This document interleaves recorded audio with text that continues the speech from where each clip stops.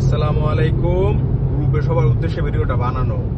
আপনার অনেকের অনেক প্রশ্ন থাকে যে আউটোস্ট্রাদার মধ্যে যে কোর্সিয়াগুলো আছে বা যে কারের যেগুলো আছে আমরা কিভাবে ইউজ করব।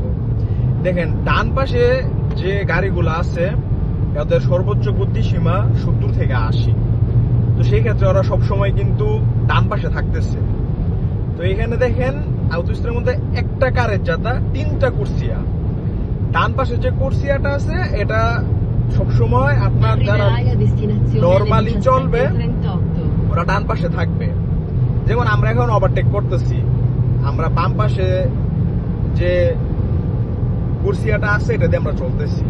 অনেকে দেখেন মাঝখানের কোর্সিয়া তো আছে, তাদের গতিসীমা হয়তো 90 বা 100 এরকম।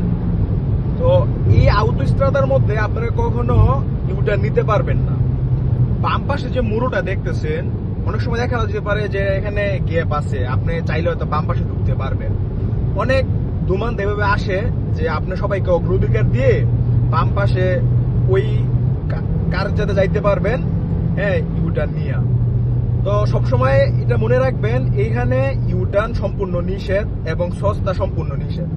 আপনি সস্তা করতে পারবেন, আপনার সস্তা দিয়ে ইমার্জেন্সি যেটা আছে ওইখানে যদি আমি বা যে এখন গাড়ি চালাচ্ছে আমার বড় ভাই ড্রাইভার বন্ধু চেনতে, উনি যদি মানে চিন্তা করে যে উনি এখন অসুস্থ বা ওনার এখন গাড়ি চালানো পসিবল হচ্ছে না, সেক্ষেত্রে দেখেন হাতের একদম ডান পাশে একটা কন্টিনিউ একটা দাগ আছে যেটা কোর্সিয়াতে ইমার্জেন্সি, যেটা শুধুমাত্র ইমার্জেন্সি ক্ষেত্রে ইউজ করা হয়।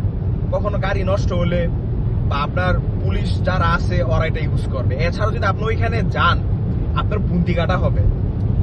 আর এটা আপনি কোর্সিয়াতে আপনার ইমার্জেন্সি যেটা এটা আপনি ইউজ করতে পারবেন যদি আপনি দেখতেছেন এই রাস্তাতে অনেক জ্যাম, আপনার 50 কিলোমিটার পরে আপনি উশিরে বের হইতে পারবেন, ঠিক আছে, উপরে অনেক সময় এরকম দেওয়া থাকে আর কি।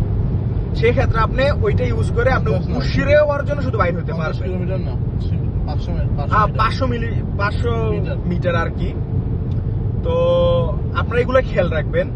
আর আউটোস্ট্রাদা সম্পর্কে আশা করি অনেক বিভ্রান্তিতে ছিল, আশা করি ক্লিয়ার হয়েছে।